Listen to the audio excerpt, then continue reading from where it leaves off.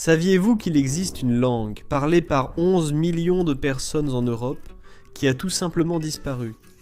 Si vous vous promeniez dans les rues de Varsovie, Vilnius ou Odessa il y a un peu plus d'un siècle, vous n'entendriez pas seulement le polonais, le lituanien, le russe ou l'ukrainien. Vous entendriez une langue complètement différente provenant des marchés, des théâtres et des immeubles d'habitation. C'était une force culturelle qui unissait des millions de familles à travers le continent.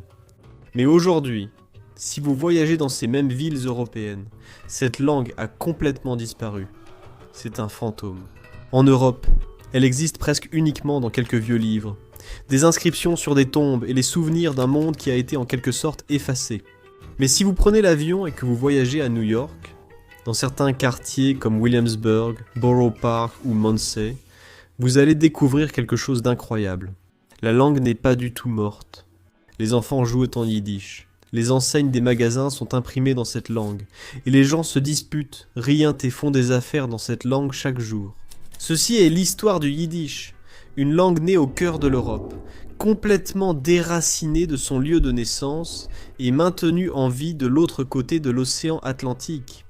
Dans cette vidéo, je veux comprendre comment une langue parlée par des millions de personnes en Europe peut disparaître complètement là-bas, pour réapparaître sur un autre continent des décennies plus tard. Et pour comprendre cela, nous devons examiner d'où elle vient, comment elle fonctionnait, et pourquoi elle est devenue la cible à la fois de son propre peuple et de ses ennemis.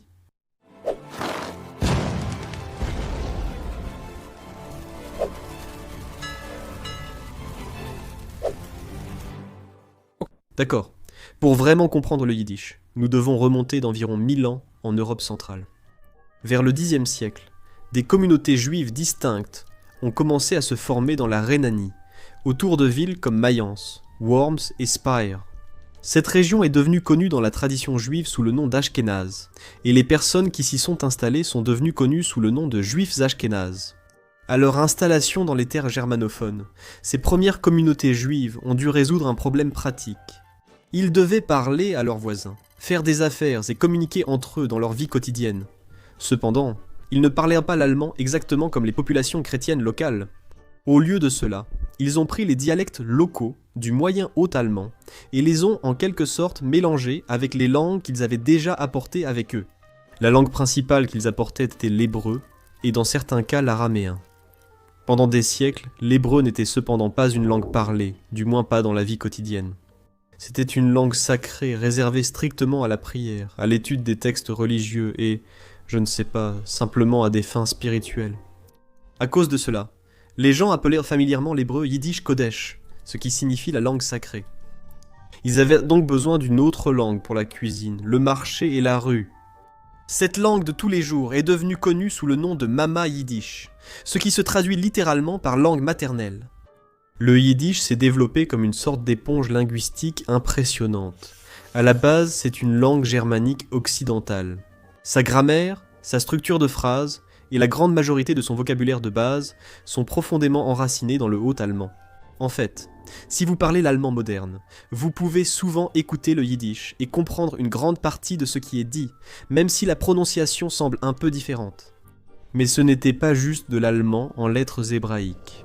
Au fur et à mesure que les juifs migraient, leur langue les accompagnait et absorbait des éléments de chaque culture qu'ils rencontraient ou dont ils faisaient partie. Ils ont intégré une grande quantité de vocabulaire hébreu et araméen, surtout pour des concepts liés à la famille, à la religion et à la vie communautaire. Mais elles portent aussi des traces de langue judéo-romane, comme le judéo-français et le judéo-italien, issus de migrations antérieures. Historiquement, les Juifs ont souvent été déplacés à travers l'Europe, de nombreux pays les ayant expulsés au fil du temps. Avec le temps, ces persécutions et expulsions massives ont forcé un grand nombre de Juifs ashkénazes à migrer vers l'Est, dans des endroits comme la Pologne, la Russie, l'Ukraine et la Biélorussie. Cette migration a provoqué la division de la langue en deux branches principales. Le yiddish occidental, resté proche de l'Allemagne et de l'Europe de l'Ouest, et le yiddish oriental, qui a migré vers les terres slaves. En Europe de l'Est, le yiddish a subi une autre transformation majeure. Il a commencé à absorber des milliers de mots et de tournures et de structures du polonais, de l'ukrainien et du russe. Et c'est ce dialecte oriental qui est le yiddish que la plupart des gens connaissent aujourd'hui. Nous allons voir pourquoi dans un instant.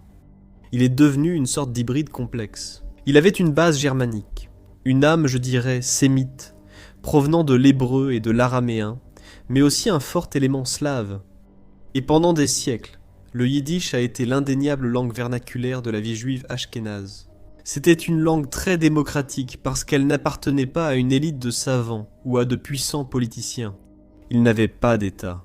C'était la langue de la classe ouvrière, des commerçants, et surtout des mères et des enfants. Parce que l'un des aspects les plus fascinants du yiddish dans l'ancienne Europe, c'est la façon dont il a comblé les écarts de genre et d'alphabétisation. Dans les communautés ashkénazes traditionnelles, on attendait des hommes qu'ils apprennent l'hébreu, afin de pouvoir étudier la Torah et le Talmud. Mais les femmes recevaient rarement une formation formelle en hébreu. À cause de cela, une grande division s'est créée dans la façon dont les gens apprenaient à lire ou à écrire. Et en s'adressant en quelque sorte aux femmes, un corpus assez important de littérature yiddish s'est développé.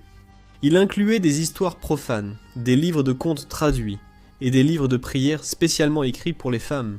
Toi et moi avons exploré tout, des drapeaux aux frontières, en étudiant les pays qui ont façonné le monde. Mais étudier ces pays, c'est une chose. Faire fructifier ton argent dans ces pays, c'en est une autre. Donc, si tu penses à investir, démystifions ces idées reçues avec le sponsor d'aujourd'hui, Mintos. Mythe numéro 1. Les actions sont le seul moyen de faire croître régulièrement tes économies. Eh bien, les actions sont volatiles. Le S&P 500 américain subit de fortes chutes chaque année. Et en 2025, il a chuté de près de 19% avant de se redresser. Cela peut être stressant et amener de nombreux investisseurs à faire des erreurs coûteuses et émotionnelles. Mythe numéro 2. Les actifs à revenus fixes sont compliqués et ne sont pas faits pour les investisseurs ordinaires. En réalité, investir dans le revenu fixe est plus simple que vous ne le pensez. Le marché européen des investissements alternatifs de détail a presque doublé en seulement 5 ans. C'est là que Mintos entre en jeu. Mintos est une plateforme facile à utiliser qui vous permet d'investir dans des prêts, des obligations et de l'immobilier en seulement quelques clics. L'objectif est simple. Gagner un revenu régulier sans dépendre des hauts et des bas du marché boursier et diversifier votre risque. Les prêts sur Mintos ont offert un rendement net annuel moyen de 8,8% depuis 2015, ce qui est supérieur à un compte d'épargne. Mintos a été fondé en 2014 et compte plus de 700 000 investisseurs à travers l'Europe, gérant plus de 800 millions d'euros d'actifs pour les investisseurs. Investissez dès 50 € avec une gestion automatisée ou gardez le contrôle total. Pour recevoir un bonus de bienvenue exclusif, scannez le code QR ou cliquez sur le lien dans la description. Maintenant que je me rends compte que je veux gagner de l'argent, mais sans tout le stress, je choisis un revenu fixe. Et toi, commence à investir dès aujourd'hui avec Mintos.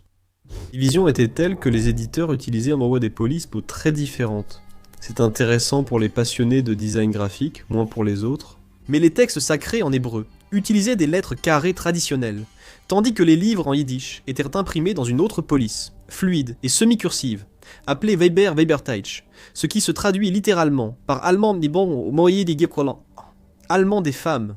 Et comme les femmes étaient les principales promotrices de la lecture et de l'écriture dans cette langue, et parce que c'était la langue que les enfants apprenaient de leur mère, le yiddish a acquis une personnalité culturelle distincte, si cela a du sens. Elle excellait à décrire les types de caractères humains, les émotions, un peu comme une sagesse populaire, tu vois. C'était une langue créée par des gens qui vivaient comme une minorité sous-représentée, souvent persécutée, ce qui fait qu'elle est devenue pleine d'ironie et d'autodérision. Et à la fin du 19e, début du 20e siècle, le yiddish est sorti de la sphère domestique pour exploser dans la culture séculière moderne. C'est devenu la langue d'un vaste mouvement politique, de la culture séculière, de la poésie d'avant-garde, du théâtre et du journalisme quotidien. Des écrivains célèbres comme Shalom Aleichem ont écrit des histoires en yiddish sur des gens ordinaires de la classe ouvrière, comme Tévier le laitier, dont les récits ont ensuite inspiré la célèbre comédie musicale Un violon sur le toit. Dans des villes comme Varsovie et Vilnius, les journaux yiddish se vendaient à des centaines de milliers d'exemplaires chaque jour. Alors, comment une langue parlée par des millions de personnes à travers tout un continent est-elle soudainement devenue une langue fantôme ? Si vous aimez l'histoire, vous connaissez sûrement déjà la réponse. Une tragique combinaison de stigmatisation culturelle, de changements politiques et de la Seconde Guerre mondiale. Mais le déclin du yiddish a en réalité commencé avant le XXe siècle, pendant une période appelée la Haskalah, ou les Lumières juives, à la fin du XVIIIe et au XIXe siècle. À mesure que les sociétés européennes ont commencé à offrir aux juifs plus de droits civiques et d'intégration, De nombreux intellectuels juifs ont soutenu que le peuple juif devait s'assimiler pleinement aux États-nations modernes dans lesquels il vivait. Pour ces assimilationnistes, le yiddish était perçu comme un obstacle. Ils le considéraient non pas comme une véritable langue, mais simplement comme un dialecte corrompu et déformé de l'allemand. Ils l'appelaient de façon moqueuse un jargon, ou Moschel Moschuldeutsch, ce qui se traduit par allemand de Moïse. Les historiens et critiques culturels de l'époque écrivaient des essais très virulents, affirmant que le yiddish était incapable d'exprimer le grand art ou des pensées philosophiques sublimes. Ils encouragèrent les enfants juifs à cesser de le parler et à adopter à la place l'allemand standard, le russe ou le français, pour, selon eux, réussir dans le monde moderne. En Europe occidentale, cette campagne a eu du succès et le yiddish occidental a vite disparu. Mais à l'Est, il a survécu un peu plus longtemps, avant de subir un coup assez catastrophique pendant la Seconde Guerre mondiale. Le Troisième Reich allemand n'a pas seulement assassiné 6 millions de juifs, il a aussi systématiquement ciblé le cœur géographique et culturel du monde yiddishophone. Statistiquement, environ 85% des 6 millions de juifs assassinés pendant cette période étaient des locuteurs du yiddish. Et aussi les petites villes, les quartiers, les écoles et les imprimeries, qui ont permis à la langue de survivre pendant 1000 ans, ont été complètement anéantis et détruits par l'invasion allemande. L'infrastructure physique de la culture yiddish a été détruite. Pour les survivants qui sont restés en Europe après la guerre, il était souvent impossible de rester dans leurs anciennes maisons. Nombreux ont émigré en Occident ou en Palestine. Pour ceux qui sont restés dans les territoires désormais soviétiques, le régime communiste a mis en place des programmes de dénationalisation très sévères. Les premiers gouvernements soviétiques ont soutenu un temps le yiddish comme langue ouvrière, puis ont réprimé les institutions culturelles juives. Les écoles yiddish ont été systématiquement fermées, et l'utilisation de la langue a été fortement découragée au profit du russe. En l'espace d'une seule génération, un continent qui résonnait autrefois des sons du yiddish est devenu silencieux, en partie à cause de leur propre choix, mais surtout à cause de cette persécution venant d'abord de l'Ouest, puis de l'Est. Mais voici la partie fascinante. Alors que le yiddish disparaissait peu à peu en Europe pour devenir un simple souvenir, son prochain chapitre était déjà en train de s'écrire de l'autre côté de l'Atlantique, plus précisément dans les quartiers surpeuplés de New York. Entre la fin du 19e siècle et le début des années 1920, plus de 2 millions de juifs d'Europe de l'Est ont émigré aux États-Unis. La grande majorité d'entre eux ont débarqué à New York, s'entassant dans les immeubles du Lower East Side. Ils n'ont apporté avec eux que leur culture, leur tradition et leur mameyoshim. À New York, le yiddish est devenu le ciment social par excellence. Les immigrants de Pologne, de Russie, de Roumanie et de Lituanie avaient peut-être des coutumes et des langues régionales différentes, mais ils pouvaient tous se parler en yiddish. La langue a fait irruption dans la vie publique américaine. New York est devenu le foyer de plusieurs quotidiens yiddish. Le plus célèbre, The Forward, avait un tirage national de plus de 600 000 exemplaires à son apogée dans les années 1910. Il ne se contentait pas de rapporter les nouvelles. Il enseignait aux immigrants comment se débrouiller dans la vie américaine, voter et s'adapter à ce nouveau monde. New York a aussi vu émerger un grand quartier de théâtre yiddish autour de Second Avenue. Parallèlement, un autre changement majeur a débuté chez ces immigrants laïcs. Les parents, travaillant longtemps en usine, voulaient que leurs enfants deviennent pleinement américains et les encourageaient à parler un anglais parfait. Rapidement, pour la plupart des juifs américains laïcs, le yiddish est devenu la langue des grands-parents, utilisée entre adultes pour que les enfants ne comprennent pas. Mais alors qu'il semblait que le yiddish allait complètement disparaître en Amérique à cause de l'assimilation, comme cela avait été le cas en Europe de l'Ouest, un grand changement démographique l'a sauvé. Après la Seconde Guerre mondiale, un petit groupe très dévoué de survivants appartenant aux communautés hassidiques et ultra-orthodoxes est arrivé à New York. Et comme les vagues d'immigrants laïcs précédentes, ces communautés ont pris la décision consciente de rejeter l'assimilation culturelle totale. Ils voyaient la culture laïque américaine comme une menace pour leur survie religieuse et ont donc créé des quartiers autonomes pour préserver leur communauté. Dans ces quartiers, le yiddish n'a pas seulement survécu, il est devenu la langue obligatoire du quotidien. Aujourd'hui, dans des endroits comme Kiryas Joel, plus de 88% de la population parle yiddish à la maison.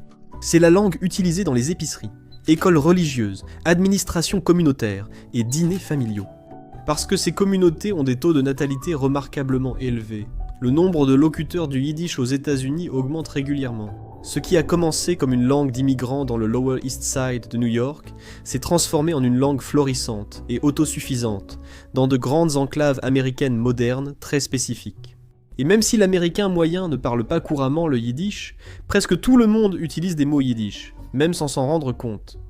La proximité des locuteurs du yiddish avec d'autres communautés urbaines a fortement imprégné les vernaculaires locaux. Pensez aux mots de tous les jours, utilisés pour décrire le comportement humain ou des situations spécifiques. Si quelqu'un se plaint constamment, c'est un kvetch. Si quelqu'un a un culot incroyable, il a de la chutzpah. Manger un anka entre les repas, c'est prendre un noche. Certaines communautés juives ont aussi influencé l'industrie du divertissement, diffusant ainsi ces termes auprès du grand public par le biais des films et des émissions télévisées. Mais malgré cette histoire déjà intéressante jusqu'à présent, du moins à mon avis, il y a un dernier grand rebondissement dans l'histoire du yiddish. Le yiddish étant la langue maternelle de millions de juifs européens. On pourrait penser qu'à la création de l'État d'Israël, il en serait devenu la langue nationale. Mais au lieu de cela, il a en fait été rejeté de manière agressive et mis de côté. Pour comprendre pourquoi, nous devons jeter un très bref coup d'œil à la philosophie du sionisme des débuts. Les pionniers qui ont construit le mouvement sioniste à la fin du 19e et au début du 20e siècle voulaient créer un tout nouveau type d'identité juive. Ils voulaient s'éloigner de ce qu'ils considéraient comme une faiblesse, une impuissance, et ce qu'ils appelaient la soi-disant posture victimaire de l'exil européen. Pour ces militants, le yiddish était le symbole ultime de cet exil. Theodor Herzl, le père du sionisme moderne, a explicitement écrit que les juifs finiraient par se débarrasser de ces langues de ghetto, les décrivant comme les langues clandestines des prisonniers. Le mouvement sioniste voulait une langue qui les reliait directement à l'ancienne souveraineté et à la force juive, et cette langue était l'hébreu. La bataille entre l'hébreu et le yiddish en Palestine au début du XXe siècle fut importante. Des militants ont créé des groupes comme le Bataillon pour la défense de la langue. Ils défilaient dans les rues avec le slogan « Les Juifs parlent hébreu », arrachant les panneaux en yiddish et perturbant les rassemblements en yiddish. Le coup de grâce pour le yiddish en Israël est venu avec les vagues d'immigration après la fondation de l'État. Des centaines de milliers d'immigrants juifs sont venus surtout des pays arabes et musulmans du Moyen-Orient et d'Afrique du Nord, et bien moins d'Europe. Ces juifs mizrahim et séfarades n'avaient aucun lien historique avec le yiddish. Ils parlaient le judéo-arabe ou le judéo-espagnol. À cause de cela, le yiddish n'a jamais pu rivaliser comme langue unificatrice pour une population aussi diverse. L'hébreu moderne, que tout le monde apprenait pour la prière, peu importe l'endroit où ils avaient été grandis, est devenu un dénominateur commun plus naturel qui a rassemblé toutes ces différentes communautés. Ainsi, aujourd'hui, le yiddish reste une langue qui n'a jamais été parlée par un pays en particulier, mais seulement par les personnes ou les descendants d'un groupe spécifique de communautés juives. En Europe, surtout en Europe de l'Est, et maintenant en Amérique, c'est à la fois une langue fantôme de l'Europe et une source de vocabulaire pour les New-Yorkais modernes.